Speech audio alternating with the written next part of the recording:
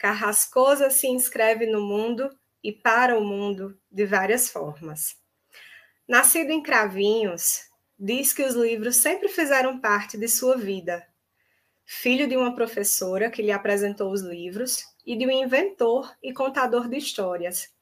Ele não demorou muito para se tornar um caçador de livros nas bibliotecas públicas. Um leitor de história, tornou-se escritor de tantas outras. Professor, publicitário, romancista e contista. João é um ser humano do mundo do sensível. Autor de Trilogia do Adeus, Aos 7 e aos 40, Elegia do Irmão, Aquela Água Toda, Diário das Coincidências, Tramas de Menino e Conto para uma Só Voz, entre outros livros. Mais de 30 livros infantos juvenis. Suas histórias foram traduzidas para diversos idiomas. Recebeu os prêmios Jabuti, Prêmio da Associação Paulista de Críticos de Arte, da Fundação Nacional do Livro Infantil e Juvenil e da Fundação Biblioteca Nacional, além dos internacionais Guimarães Rosa e White Heavens. Carrascosa, escrevedor de palavras, é um poeta do cotidiano, um leitor de delicadezas. A sua narrativa é costurada pelo embaralhamento da prosa e poesia. Suas histórias nos mostram poeticamente o quanto o cotidiano é denso e complexo, e como as coisas simples podem ser transformadas em questões importantes da experiência humana. O autor insere o leitor nas tramas vividas por suas personagens, sem precisar, para isso, de cenários fantásticos ou de grandes acontecimentos históricos. Esses aparecem nas vidas contadas. Nós, leitores modernos, ensinados a ler silenciosamente, sentimos os barulhos de sua narrativa no nosso corpo. Nos emocionamos, saímos do eixo, vivemos a experiência da presentificação e somos, de fato, afetados pela trajetória daquelas vidas e relações, muitas das vezes escorregadias. Somos levados, a partir das formas de escrita do escritor, a sentirmos o mesmo que seus personagens sentem. Encantos, dores, alegrias, ansiedades, medos, os choques, as belezas e os horrores das imprevisibilidades da vida. Carrascosa nos lembra: a palavra é uma mediadora de encontros e a transforma em imagens poéticas. Como nos diz Manuel de Barros, abre aspas, a poesia está guardada nas palavras, é tudo que eu sei. Para mim, poderoso não é aquele que descobre o ouro. Poderoso para mim é aquele que descobre as insignificâncias do mundo e as nossas. Fecha aspas. Nesse sentido, João é poderoso, leitor de silêncios, gestos e gentes. Suas histórias são entrelaçadas de sentimentos que envolvem as relações familiares, mas que também são alinhavadas, muitas vezes, por denúncias sociais, mesmo que não apareçam em primeiro plano. Há também a sua forma de escrever um elemento fundamental, a temporalidade. Presente, passado e futuro estão emaranhados. Num presente que se estende para o passado e futuro, os estratos dos tempos estão ali, todos coexistindo na mesma cena. A memória, protagonista nas formas de Carrascosa, é aquela que não nos diz a verdade. É aquela que falha, inconveniente, que machuca, mas que também traz de volta momentos bons. Inventa, recorta e fabula as histórias, sempre reformuladas a partir de questões do presente. João nos mostra a potência de um nascimento, do desenrolar da vida, da morte, dos renascimentos. Nos lembra que a vida deve ser atravessada por um encantamento, mas que a dor sempre irá fazer parte dela. Nos diz, a seu modo, que ainda que a vida se apresente adversa, é preciso seguir em frente, de maneira sensível, e sim, toda vida importa, como tão bem fez no conto Quem. As formas de escrita de João nos afetam, saímos transformados de seus livros, que até pelos cuidados gráficos expressam afetos. E, em meio a essa sociedade embotada, blasé, que sabemos precisou construir, né, muros de insensibilidades para sobreviver à cidade moderna, Carrascosa nos desperta e diz: é preciso se afetar, é preciso quebrar esse muro de insensibilidade, é preciso se importar com o outro para que a nossa sobrevivência, enquanto seres humanos sensíveis, seja minimamente possível. Posso dizer que isso a Flick tem feito em Campina Grande, tem se importado, cuidado de gentes. João, caçador de palavras, nos deu de presente o Carrascosa, escrevedor de mundos novos, com personagens e cenários tão próximos, nos apresenta outras maneiras de ser, amplia o nosso olhar, abre a possibilidade de encontros com outras pessoas e nos desperta para a ampla complexidade do cotidiano, ou seja, ele nos torna mais conhecedores do ser humano, ao mesmo tempo em que nos encanta, nos anestesia pela forma plástica e poética de suas palavras, também nos mostra frestas e nos chama à realidade. Precisamos falar de todas as formas do escrever de Carrascosa. Celebremos a literatura da cultura, a literatura dos afetos, celebremos Carrascosa, celebremos a Flick. Muito bem-vindo, querido João Azanello Carrascosa, bem-vindo à Flick, bem-vindo a Campina Grande. E estamos todos muito ansiosos para ouvi-lo. Agora a resposta está aqui, né, Ilmara? Eu agradeço muito, estou muito feliz com vocês.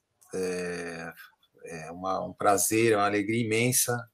Eu consegui assistir um pouquinho da fala do Bruno, do Télio também, e é o que foi dito aqui, que você nos trouxe o texto da Kelly, que eu também agradeço muito, essa abertura tão bonita, tão lírica, que me acolhe com muito carinho. Isso nos dá uma oportunidade de abraçar também vocês e procurar, desde agora, agradecer, né, a você que está comigo aqui, Mário. Yasmin, que também fez aí toda uma mediação, a Kelly, que não pôde estar aqui, mas que a gente conversou bastante, né, trabalhando na curadoria. E foi legal também, né, tá encontrando a Carol aqui, que a gente se conheceu lá na Navegar é Preciso, né, aquele projeto lá da Livraria da Vila no Rio Negro, e encontrar o Télio, é como se vocês estivessem já muito dentro de mim, embora eu esteja, né, em outro lugar, em outra cidade, e fico muito contente por esse abraço que vocês me dão, me trazendo, né, nessa oportunidade de falar aqui com vocês. Bom, a gente combinou, né, um pouco, quer dizer, é belíssimo o tema, né, todas as formas do ler, é lindo, e ficou para mim um pouco todas as formas do escrever, né.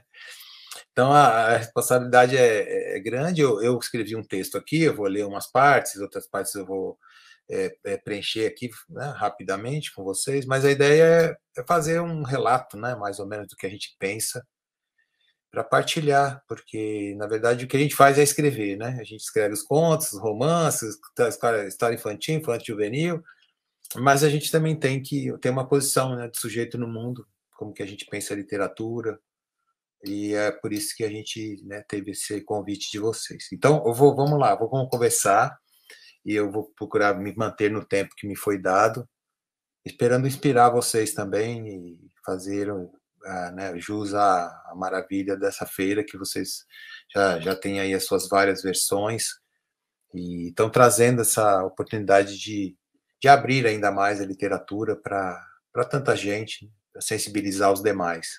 Então é o seguinte, ao meu ver, obviamente, né, a obra literária, qualquer obra literária, ela é a criação de um mundo pessoal. Quer dizer, é um microcosmo possível. Há muitos, né, possíveis, mas o sujeito vai construir o seu. E esse mundo pessoal, obviamente, ele tem as suas fronteiras, mas nem sempre elas estão definidas. Você vai ter que definir com as palavras, com suas histórias, com seus poemas, com as suas narrativas, crônicas. Mas, de qualquer forma, elas vão revelar suas divisas. E essas divisas, que elas são? São as formas de ser, de sentir e de pensar. É assim que você vai se entregar a quem que está, então, escrevendo. Então, se construir um universo dessa natureza literária, por exemplo, como o Condado de Akhnatopatawa, do William Faulkner, ou a Macondo, do Gabriel Garcia Marques, que todo mundo conhece, ou mesmo o Sítio do Pica-Pau Amarelo, com Monteiro Lobato. Se pensarmos, por exemplo, no Sertão Mineiro, do Guimarães Rosa, que não é o sertão mineiro, é o sertão mineiro idílico, criado por um escritor, e mesmo o universo baiano do Jorge Amado não é a Bahia, é uma obra que representa uma possibilidade ficcional. Isso vai demandar o quê? Afinidades eletivas desse autor, desse escritor, para que o leitor, uma vez sendo transportado ao seu interior, ele consiga passear por esse universo criado por esse autor, que seja um bosque, pode ser um deserto também. E esse leitor precisará também ter afinidades afetivas para navegar nesse território de ficcional.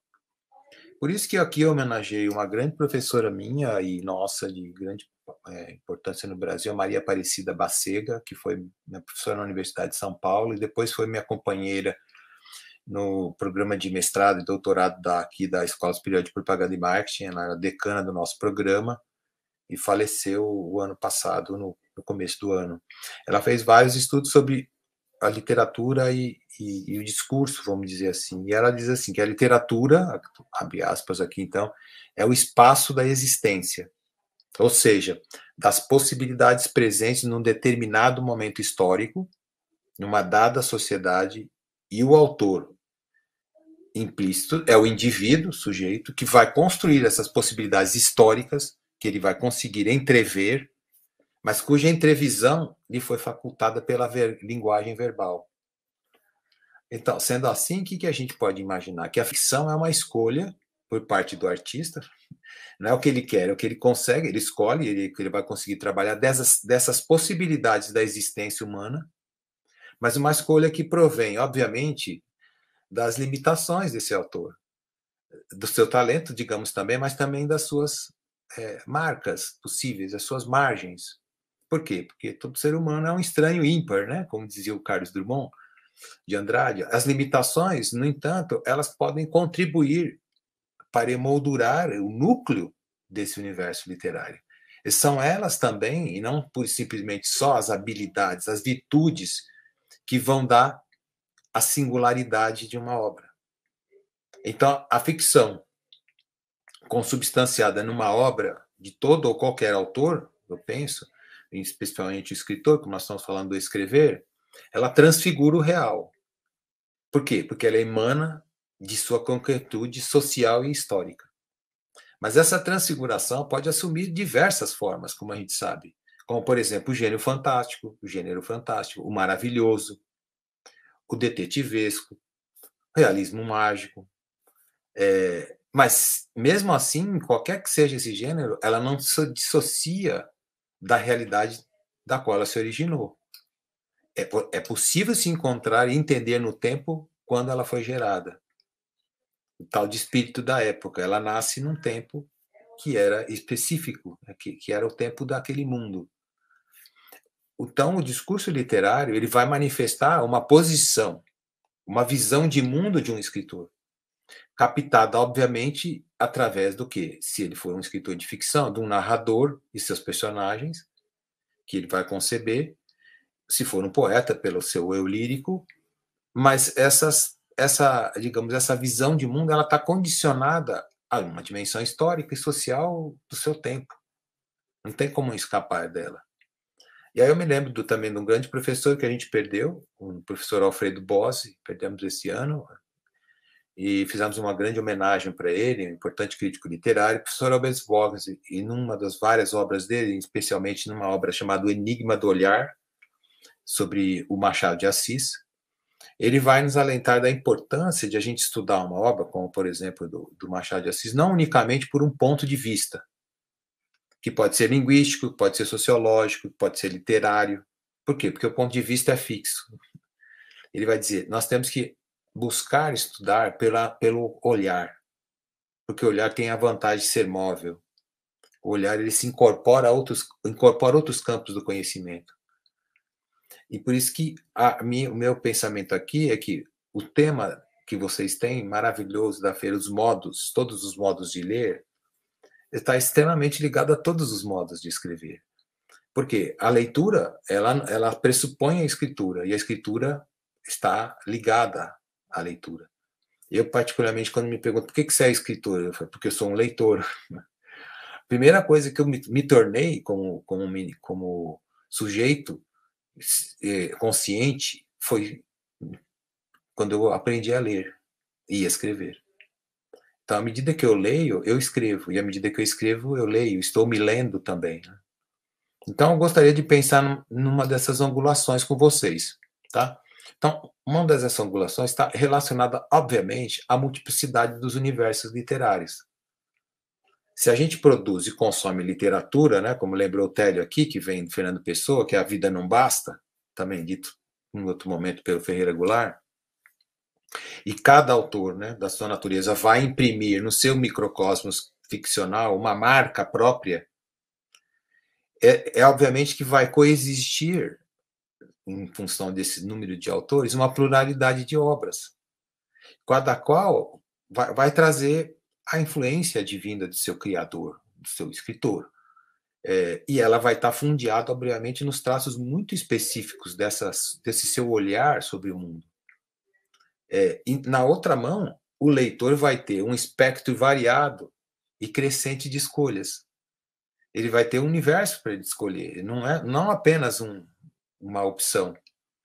Então, parte, para mim, né, da beleza da literatura advém justamente dessa pluralidade. E aí, por quê? Porque eu posso relatar por que essa pluralidade me encanta. Inicialmente como leitor e depois, obviamente, como escritor. Então, quando eu era criança, foi lembrado aqui pelo texto da Kelly, né, lida pela Ilmari, eu vivia lá na cidade de Cravinhos, né, no interior do estado de São Paulo, e logo que eu aprendi a ler, eu já fui mergulhando, né, nos livros, já começando a ler lá tudo que tinha ali na pequena estante da minha casa. Minha mãe era professora, foi lembrada no texto também, e sempre foi uma apreciadora de histórias.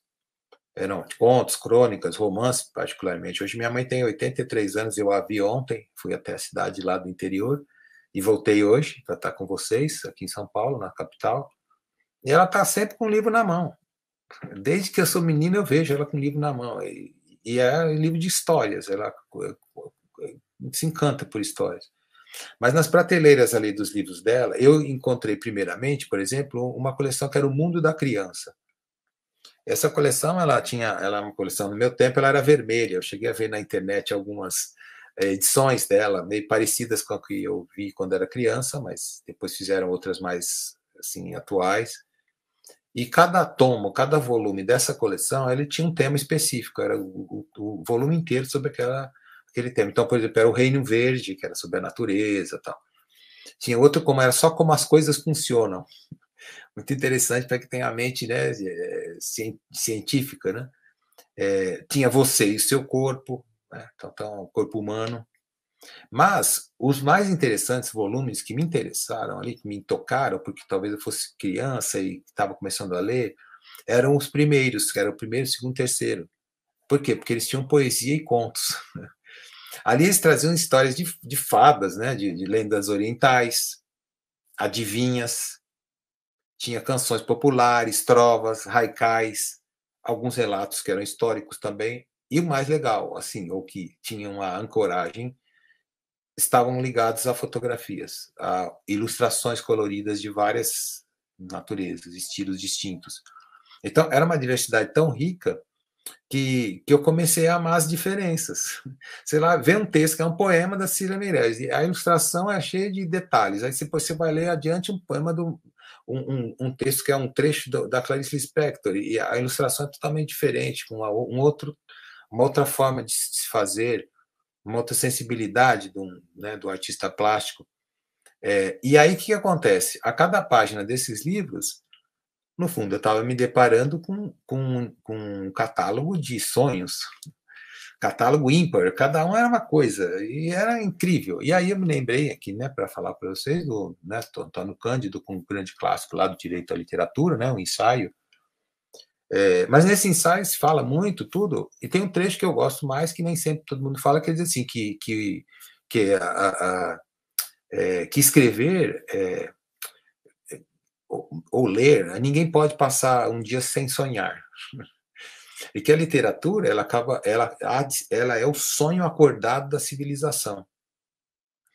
Então, eu lendo aqueles livros lá, né, e aqueles textos lá do mundo da criança, eu comecei a sonhar acordado.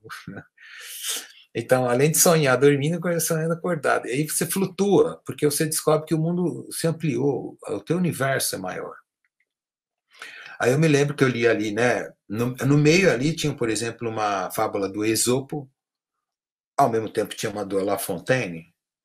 Depois você tinha uma cantiga popular, né? Nesta rua tem um bosque que se chama Solidão. E também tinha a história do Tiquinho de Carvão. Tinha uma parlenda que todo mundo conhece, Cadê o Gato?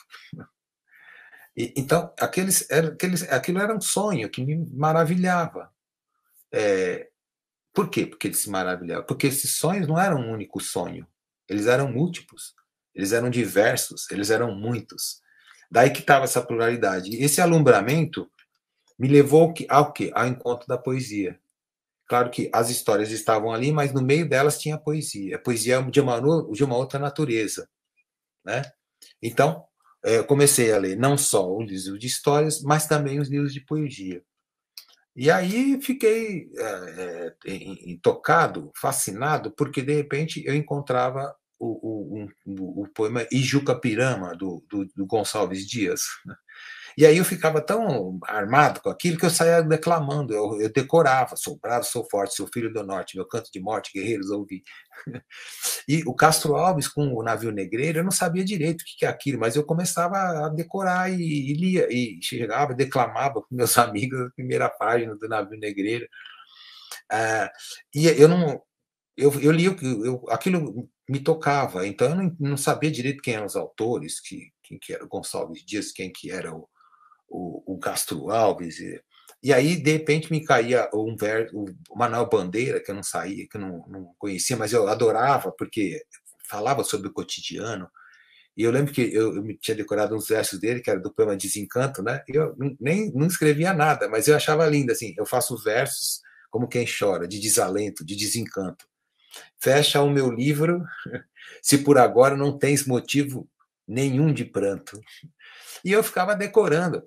O soneto de fidelidade do Vinícius Moraes. De tudo, ao meu amor, serei atento antes, quanto ao zelo, sempre tanto. Então, por quê? Eu não sabia nada de escolas literárias. Eu sentia apenas no meu espírito que ali cada poema tinha um tom singular. Mas eles dialogavam. E eu me rejubilava em misturá-los, em colocá-los em conversa. Às vezes vinha um verso que era totalmente diferente, que eu percebi que ele era de uma outra esfera literária, mas não importa, ele estava movendo o meu mundo sensitivo. E eu lembro também que começaram a cair livros nas minhas mãos, que eu frequentava as bibliotecas da cidade, depois que eu acabei de ler os livros da estante da minha mãe, que eu tinha que continuar, eu queria ler. E como estamos lembrando aqui, o ler é o escrever a história em si, ou o poema em si. Você circunscreve o universo da tua leitura. Obviamente com aquilo que você tem, né, de íntimo, com as suas experiências de vida, com as suas vivências, seus convívios, suas inquietações, suas posições de mundo, mas você, na leitura, se inscreve e escreve o mundo em si. Assim como quando você escreve, você está se lendo como autor. Você é o primeiro leitor de si.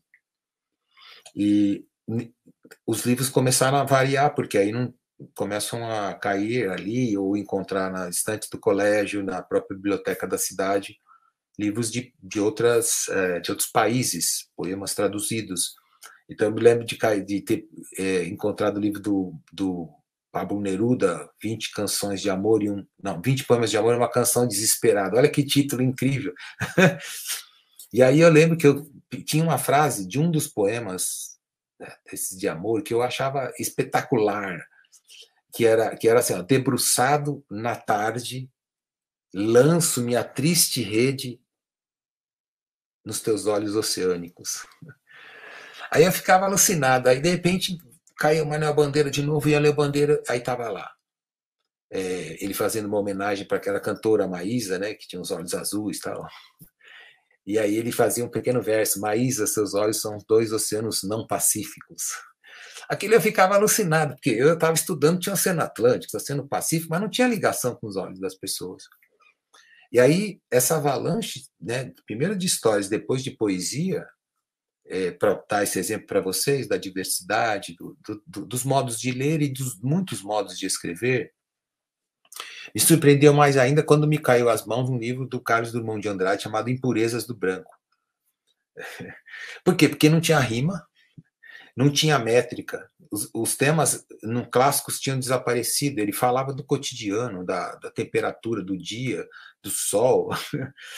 O primeiro poema desse livro chamava Ao Deus da Comunicação, mas comunicação escrito com K, sem Y. Eu falei, mas que é isso? Mas lendo, eu fui me dando conta de que isso então vale também, escrever assim também vale.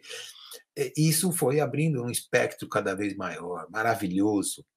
E aí eu fui, então, né, descobrir essa pluralidade, ela vai trazendo uma diferença no sentir, no pensar. E ela vai construindo o planeta literatura, que é feito por eu e um escritor, que é feito por outro, por outro, por outro. Mas cada um vai criando no seu universo, no seu verso, o diverso. E essa pluralidade, ela vai incluir o quê? Ela vai incluir as levezas, mas ela também vai trazer as angústias, lembrado pelo texto da Kelly, que me apresenta. Não tem como escapar. Independentemente, os mundos imaginários que a gente traça, eles podem ser exuberantemente bem descritos, narrados, ilustrados, mas a gente vai fazer as nossas escolhas como um escritor, porque é aquilo que nos move. Outros escritores pontuarão outros temas, outras abordagens, outras angulações, e o leitor, de sua parte, também vai fazer as suas escolhas. Ele vai falar, esse autor me toca mais, aquele não. Por quê? Por afinidades afetivas. Eu já disse, né, no começo. E isso me leva a uma definição de famílias literárias, que é, o que seria essa família literária? Ela é constituída de escritores e leitores que têm uma ligação de gosto, de sensibilidade, de temperatura, digamos, de voltagem para com certos tipos de história, ou de poesia, ou de crônica, enfim, o gênero não importa, mas é como se eles estivessem numa mesma frequência anímica. Então, claro, no meio dessa possibilidade, você vai encontrar, né, nesse diverso, um universo de um autor que te encanta. E esse universo vai ser trazido por ele de outros escritores que ele foi influenciado, e você, como leitor, se acopla a esse grupo. É uma família. Então, se gosta daquele jeito de fazer. Mas as famílias se misturam, né? As famílias saem um daqui para casar com o outro ali, são vizinhos, tem primos, tem primeiro, segundo grau, ou seja, essa prateleira de sonhos, ela vai ficando diversa. E a beleza dessa, que nessa diversa, ela cria o universo. Isso é encantador para quem gosta de literatura, para quem gosta de mundo, para quem gosta de ler e não ler só um ler, como é o tema de vocês, mas todo modo de ler. E o que aconteceu? Movendo um pouco o meu olhar, eu fui flagrando que existia, né? Então, esses universos imaginários, eles são constitutivos do talento humano, mas digamos, esse viveiro de possibilidades, como a gente estava falando anteriormente, ficcionais, porque a realidade a ficção é o que se fosse possível, né? A gente, né, viver numa outra esfera, me leva a pensar que é preciso ter liberdade para fazer essa escolha. Você Então, as portas abertas do universo da literatura, por apresentá-lo ele tão múltiplo para nós, tem que estar abertas sempre. Assim como no País da Alice, Alice no País das Maravilhas, está tudo aberto. Você não tem portas, não tem portas. Você entra ou não entra. Você quer ou não quer. E o que te vai atrair? Vai atrair a sensibilidade que você encontra consubstanciada pela forma desse autor te trazer as histórias que ele narra, ou os poemas que ele constitui, ele partilha conosco. Então, para estar livre, para escolher, você não deve, digamos, seguir, senão a sua própria intuição. Então, eu tenho exemplo, né, que vocês conhecem bastante do Jorge Luis Borges, né, Jorge Luis Borges, o escritor argentino, que virou um enciclopedista, um homem com uma cultura incrível, lendo várias línguas e, enfim, né, nos trazendo coisas clássicas, às vezes esquecidas em bibliotecas. E o Borges, ele dizia que quando menino, o pai dizia, não precisa ler a orelha dos livros, nem contracapa, né, nenhum dos paratextos, quarta capa, nada.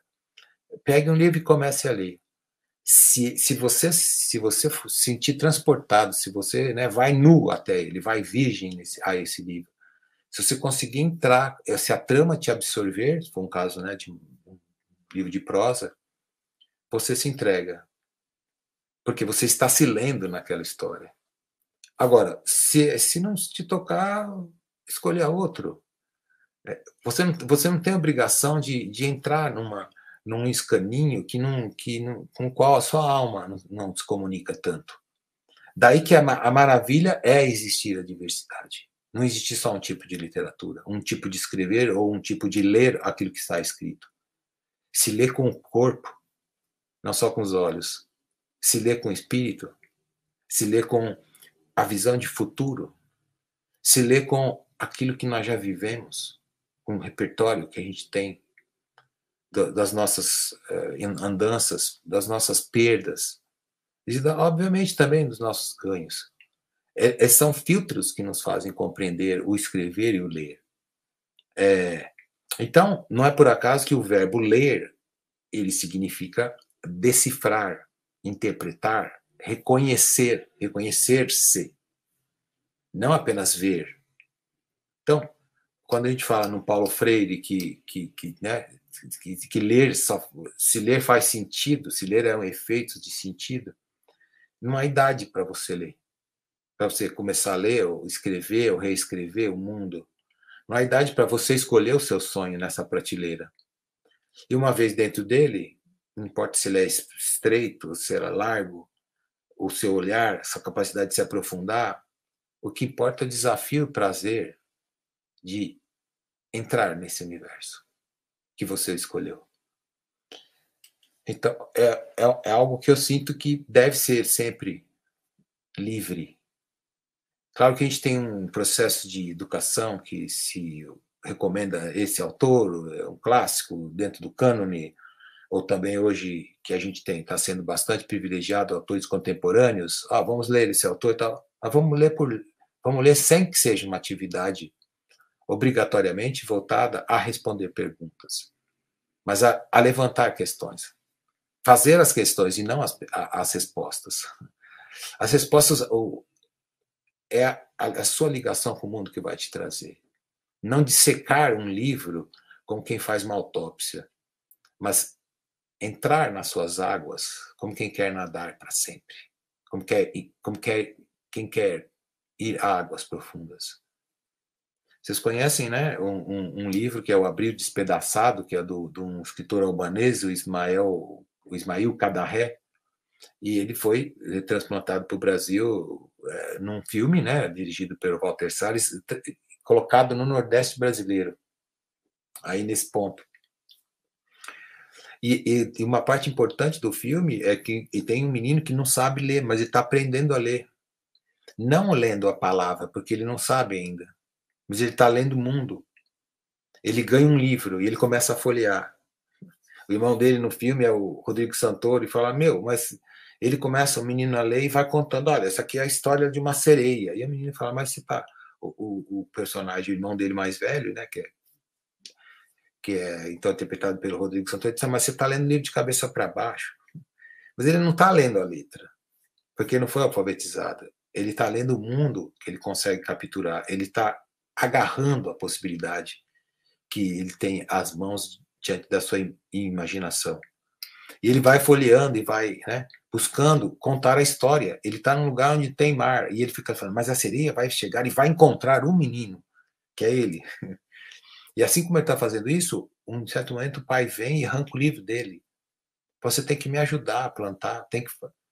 Imagina, você tira a experiência da leitura, não da papel e da palavra, da leitura que ele está fazendo de si, da leitura que ele está fazendo do outro, da leitura que ele está fazendo do seu mundo inóspito, da leitura que ele está fazendo de um mundo que ele gostaria de conhecer com figuras imaginárias como a sereia. Né? Então, a gente encontra muita gente como a figura representativa desse pai tirando os livros da mão das pessoas, ou negando a elas o acesso, ou dificultando a oportunidade delas conhecerem esse catálogo de sonhos, essa prateleira na qual você vai retirar algo para te levar a um outro mundo, a um mundo de expansão das suas próprias sensibilidades. Então, assim, como como eu disse, no Alice, né, País das Maravilhas, as portas têm que estar sempre abertas e não fechadas para quem quer entrar no ato da escrita para fazê-la, ou por meio da leitura, atualizá-la com aquilo que sente. Não importa, eu acredito, se você, como leitor, não é capaz de entrar nas várias camadas que aquele texto te proporciona. O que importa é que você se molhe com ele. O tempo te mostrará se você pode aprofundar-se. Você precisa aprender, você precisa vivenciar, você precisa ganhar o lastro do tempo para encontrar também formas de leituras mais intensas, de mais profundidade, que vão te levar também a escrever a sua vida com mais complexidade. Como lembra o grande linguista, filósofo Wittgenstein, os limites da sua linguagem são os limites do seu mundo. E os limites da sua linguagem não são só os limites da maneira como você tem de habilidade para se expressar pela linguagem, mas também da maneira que você tem de interpretar essa linguagem como leitor. Se você praticamente não está vendo, você precisa fazer como aquele poeta E. Cummings, que diz, é preciso abrir os olhos dos meus olhos. Não só os seus olhos, aos olhos dos nossos olhos. Então, ali você fazer a leitura muito maior do que relacionado unicamente, umbilicalmente, com o signo linguístico, ou com a matéria visual, por exemplo, de um quadro, né, pictórica, de um desenho, de uma pintura a óleo. Não, está para além, né, para além dessa leitura, por simplesmente dos elementos visíveis, dos ditos, está também nos não ditos.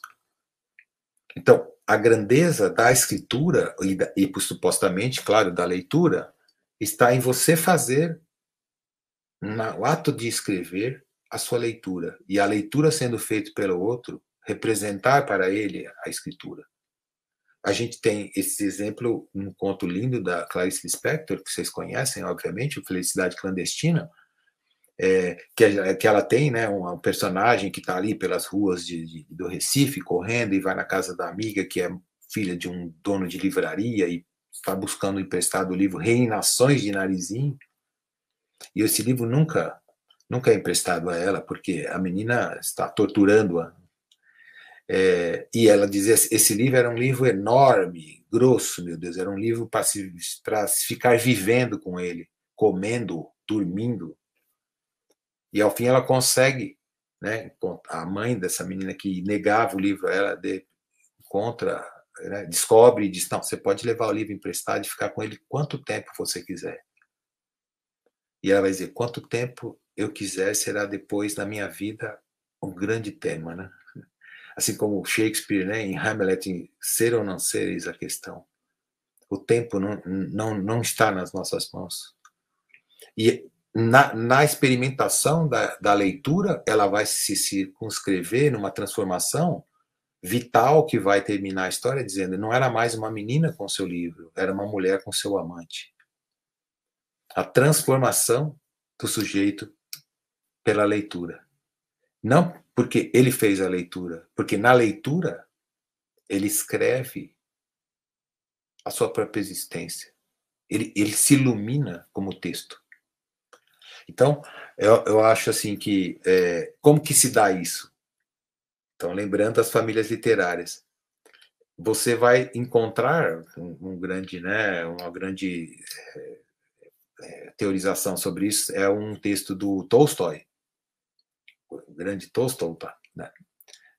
Que num dos últimos textos dele, está até publicado um livro chamado Últimos Dias, ele faz um texto chamado O que é a Arte? E nesse texto ele vai dizer que a arte é uma atividade, né? Tá, coloquei aqui em aspas que peguei essa citação dele, é uma atividade humana em que uma pessoa conscientemente, então a arte, né, através de certos sinais exteriores, comunica aos outros os sentimentos vivenciados por ela, de tal modo que contagie o outro que vai ler, né, ou se no caso a gente está falando de uma arte em geral, mas se for a literatura, o outro vivencia esses mesmos sentimentos. Ao fim e ao cabo, ele está dando o nome de contágio para o que a gente chama que é de empatia. Está no patos, você se colocar na posição do outro, você ter compaixão, você se alegrar pelo outro. Então, o aspecto do contágio é aquilo que alavanca a leitura. Por quê? Porque você entra em conexão, se não em comunhão com aquele que escreveu aquela história. Claro que por meio de um narrador que ele possa ter criado, ou de um eu, né, lírico, né, se for um caso de um poema. E o Tolstói vai dizer que no contágio, o receptor, né, o leitor, vai ficar mais satisfeito à medida que ele se torna mais claramente expresso o sentimento que, conforme lhe parece, ele já experimenta e já conhece há muito tempo, mas para o qual ele só encontrou a expressão no texto daquele autor. Olha que maravilha, né? Isso é, de fato, uma comunhão. E nós podemos dizer, essa comunhão se dá em qualquer idade. Independe do volume, da intensidade desse sentimento atualizado pelo leitor. Estabelecer o contágio, né? Uma vez estabelecido esse contágio, o sujeito está pronto para ler não só essa obra, apto para ler essa obra, mas para escrever pessoalmente a sua história como autor de si, como construtor da sua viagem. Em outras palavras, o leitor ele já faz parte de uma família literária quando ele admira um escritor. A obra desse escritor já é uma obra no qual ele se sente em pertencimento.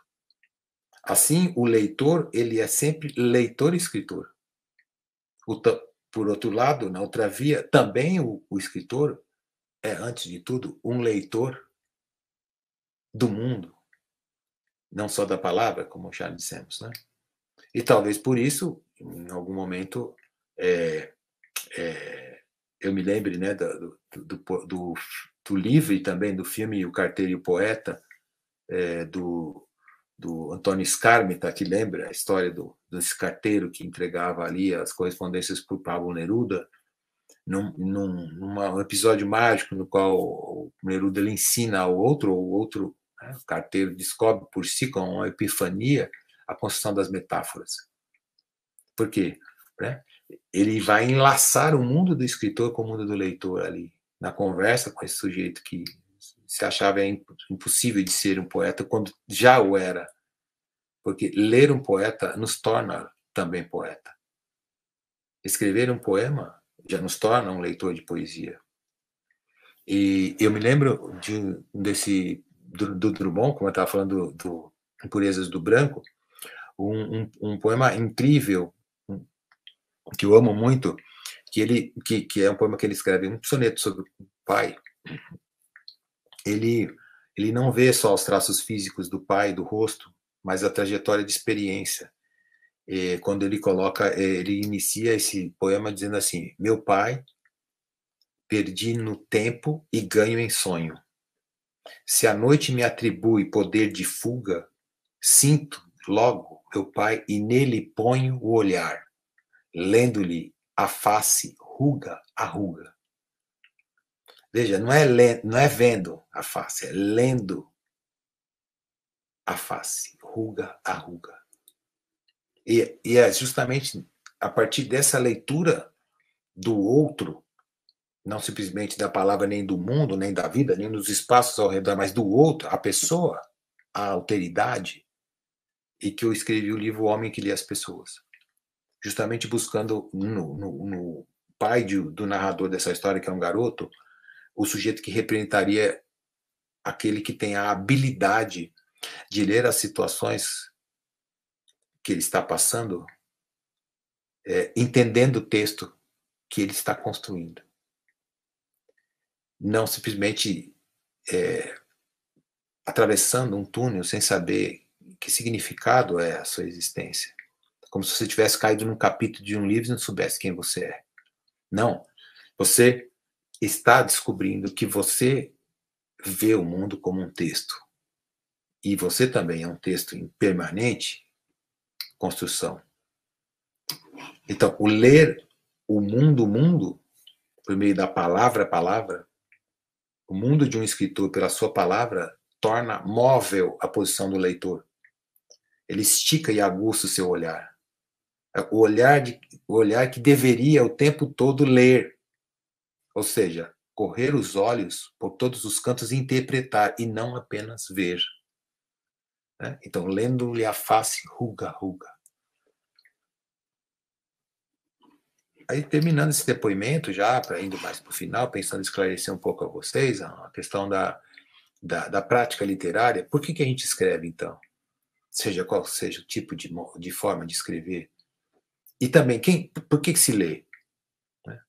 Aí eu digo, quando eu escrevo, eu só escrevo quando eu sinto emergir em mim um regozijo ou uma dor que me permite construir um mundo possível, que pede essa expansão, essa exteriorização na partilha com o outro, não só para mim. Claro que o mundo, às vezes, você vai tematizar a infância, vai tematizar a adolescência, vai tematizar a velhice, mas, de qualquer maneira, você pode, qualquer que seja o seu tema, você pode contagiar o outro. Né? O território do escrever um texto é algo tão corpóreo que você precisa ter força física. Há muitos escritores que, quando chegam a uma certa idade, não conseguem mais, não querem mais escrever, porque a entrega àquele texto, seja qualquer que seja o seu projeto literário, é de uma tal intensidade, é voraz, é visceral. Por quê? Porque escrevendo o texto, você está fazendo toda a leitura da sua existência. E ir ao cerne do seu ser nem sempre vai te trazer o encontro com cintilâncias. Vai te trazer também suas zonas de sombra. E por isso, qualquer ato de escrita, qualquer modo do escrever, é um modo do sujeito se mostrar corajoso nessa existência. E aquele que se entrega à leitura, sem preconceitos, sem arestas, sem pré-julgamentos, da mesma forma, já de saída, é alguém que tem coragem de enfrentar, seja qual for a tempestade da existência. Por isso que a gente tem a canção popular, né, que o Lenine vai nos trazer, que é a Paciência, né, que um hino aí para esses 2 anos para a gente, que vai dizer que às vezes o corpo pede um pouco mais de alma. No ato da escrita, ele pede muito a alma, mas é com o corpo que se escreve e se entrega. Então, eu acredito que, independentemente da idade, qualquer um de nós pode enveredar por um universo ficcional, criando com seu modo de escrever, ou lendo com a sua capacidade de ler possível, dentro da sua idade, dentro do seu conhecimento de mundo, e encontrar nesse universo não só as pétalas, mas os espinhos estarão lá também. É inevitável. Por isso eu diria para vocês, né, lembrando o Fernando Pessoa, num poema chamado Datilografia, ele vai dizer que a literatura, né, é uma espécie de segunda vida. E ele diz assim: temos todos duas vidas. A verdadeira, que é a que sonhamos na infância, e que continuamos sonhando adultos num substrato de névoa. A falsa é a que vivemos em convivência com os outros, que é prática, útil. Então, significa que cabe a cada um de nós escolher que tipo de sonho que a gente quer preencher essa segunda vida. De sonho, relacionado então ao universo dos livros, mas também de realidade. Então, fazer parte dessa vida, dessa primeira vida, tem o sofrimento, tem a desilusão, o rancor, a morte, mas também tem o júbilo, tem a fantasia, tem o perdão, tem o renascimento. E Todorov, né, que foi um grande estudioso da linguagem, ele tem um livro cujo título é tão lindo, é assim: A Beleza Salvará o Mundo.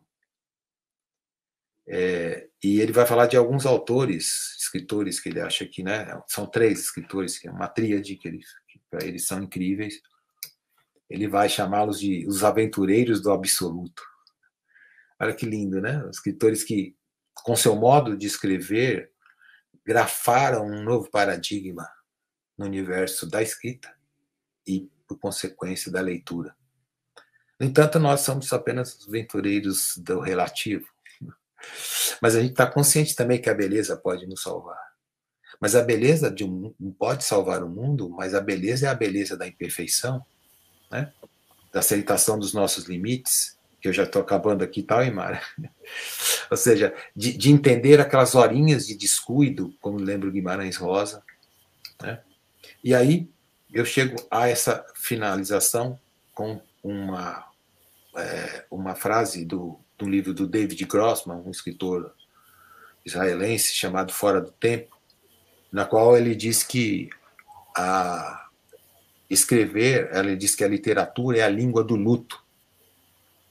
Mas a gente pode dizer que ela sim é verdade. Escrever e ler são línguas do luto. Mas também são, felizmente, a forma de falar mais bela que existe. O idioma mais incrível da vida. Por isso, como foi dito no texto da Kelly, celebremos agora as famílias literárias. Celebremos a Flick, eventos dessa natureza que unem as formas de ler com as de escrever. Ler e escrever não apenas as palavras, mas o texto que nós somos, com os nossos capítulos novos a cada dia, com a supressão das páginas que a gente tira da nossa existência, com as mudanças de desfecho, com os seus sonhos que ainda a gente não realizou. Celebremos agora, neste evento, uma maneira de honrar com a vida tantas mortes que nós tivemos no país e no mundo por conta dessa pandemia. Honrar a vida que nos lê quando escrevemos sobre ela. A vida que nos escreve quando lemos uma obra, seja qual for o seu gênero, o seu tema, o seu estilo. A vida que a cada dia ganho é um dia que o futuro nos retira. Ler e escrever agora. Muito obrigado. Nós que agradecemos, João. Estamos aqui todos muito emocionados e gratos por essa partilha de experiência de leitura, de experiência de escrita, por todas essas vivências. Como a gente ainda tem alguns minutinhos, eu queria só trabalhar com algumas questões para te fazer. Eu vou fazer as 2 questões juntas, né, em conjunto, porque, enfim, você se sinta à vontade para formular. Na sua fala, você falou sobre a experiência de leitura do Drummond. E Drummond é um autor que ele trabalhou muito com a ideia do presente. O escritor, né, para o Drummond de Andrade, ele não podia fugir da noção do presente, das experiências do presente. E você se aproxima muito dessa ideia porque quem conhece a tua obra vê que muitos dos seus livros começam com uma situação no presente, né? Os livros dialogam com o passado, como, por exemplo, aos 7, né, e aos 40, mas existe esse retorno ao presente, essa demanda do presente. E aí a primeira pergunta é, hoje, em 2021, né, nesse contexto sanitário, político, econômico em que a gente vive, o que te impulsiona a escrever? O que é que te impulsiona nesse presente? E a próxima questão é uma questão feita pela professora Laura Ximenes, uma querida professora também das letras. Laura fala sobre essa catarse que muitas vezes as leituras nos proporcionam. Você também comentou que alguns livros que você leu quando criança, quando jovem, foram acontecimentos, né? Foram uma catarse. E ela pergunta qual leitura te deixou sem chão, né? Qual leitura, né, proporcionou aí essa catarse, foi uma experiência marcante para você? Então, são essas duas questões. Muito obrigado, Ilmária. Agradeço muito, as questões estão muito bem interligadas. Então, eu agradeço também a sua contextualização pelo momento presente, né? A minha obra, ela, em geral, ela é narrada em verbos no presente. Mesmo que ela seja memorialista, ela está presentificando cenas que aconteceram, né? Ela está evocando, né? O que me move, sem dúvida, é tentar mudar esse presente, tentar questionar esse presente, não aceitar o que nós estamos vivendo. Lutar, né, com a palavra, que ela traga a minha voz discordante em relação a uma série de coisas.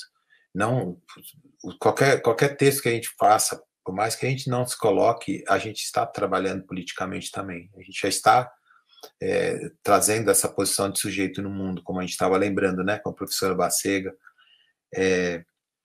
E nesses tempos eu me senti muito tocado pela posição dos idosos, talvez porque no começo do ano passado, né, quando entra a pandemia em março, foi a faixa da população que mais foi acochada, foi atestada e faleceu, né?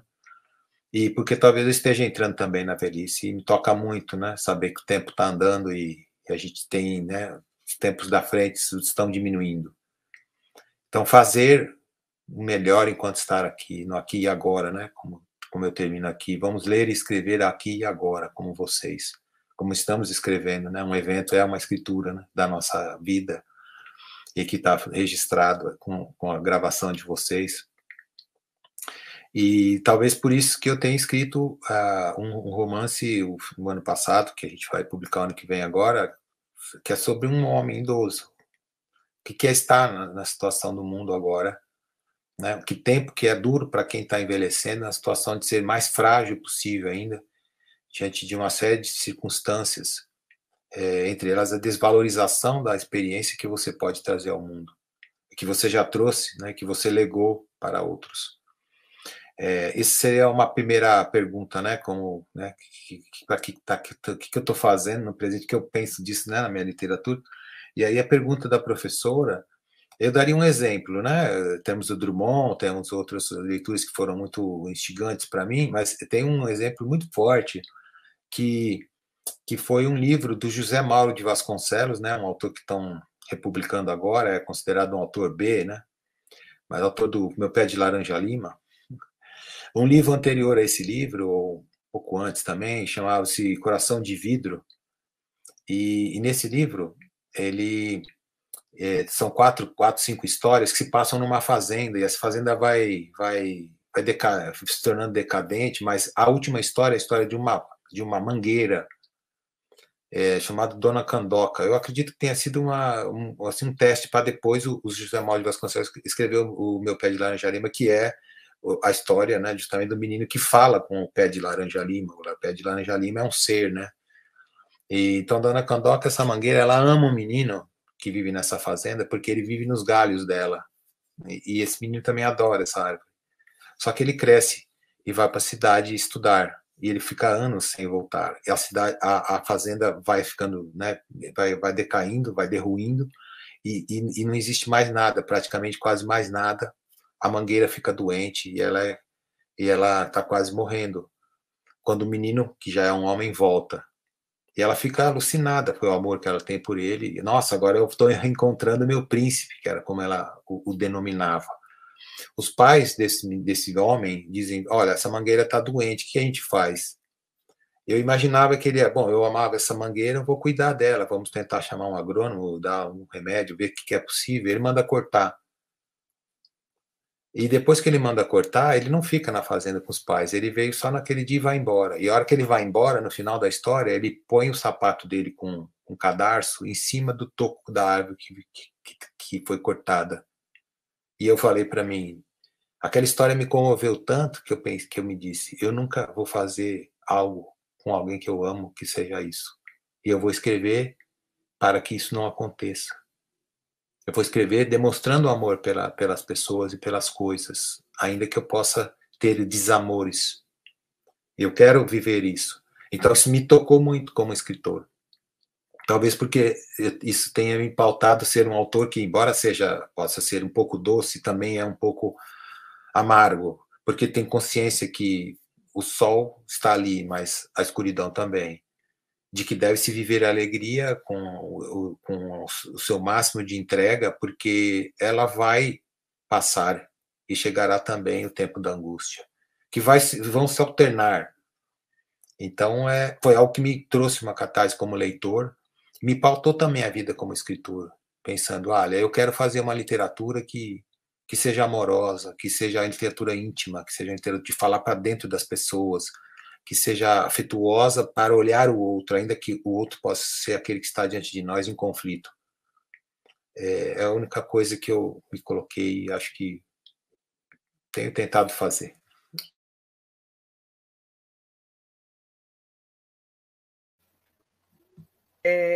O primeiro livro que eu li seu foi o Catálogo de Perdas. E eu senti um pouco disso que você fala, né? Eu me senti um pouco arrebatada, tirada de uma zona de conforto, e talvez até pelas imagens que o livro traz, é um livro em conjunto com a Juliana Monteiro, né? Então, o diálogo entre a imagem é fantástico, né? Um livro que, de fato, também proporciona essa catarse, é o Catálogo de Perdas. E depois dele, né, vários outros aí. Bom, gente, também quero agradecer, né, em nome da Flick, da curadoria, a presença de todos vocês, os comentários tão carinhosos e elogiosos ao João Anzanello, e gostaria também de agradecer a gentileza com que o João nos acolheu a Flick, acolheu os curadores, né, e essa generosidade com essas partilhas, né, muito generoso da sua parte, João. Eu queria, agora a gente começa as nossas despedidas, infelizmente, né, o tempo passou muito rápido, a gente gostaria de conversar mais e ouvi-lo muito mais, mas a gente tem um limite aqui de tempo para poder obedecer. E é isso, quero agradecer imensamente, né? Estamos muito felizes aqui com a sua presença. Eu, Maria, aqui agradeço, e todos vocês que eu agradeci já no início, agradeço também, como você, as manifestações que apareceram aqui do pessoal, né, nos elogiando e gostando da nossa conversa. Espero que seja produtiva, rica, inspiradora para quem está nos assistindo ou vai assistir futuramente na gravação. E posso dizer que foi uma alegria incrível estar com vocês aqui. E é isso, a gente poder dar as mãos com a literatura, né, fazendo essa grande família literária, esse grande universo de leitores que são distintos, mas criam uma grande legião de quem ama ler, de quem ama expandir sua alma por meio do ato de ler, não ver, o ato de ler, que é um ato de escrever também. Uhum. Então, namastê.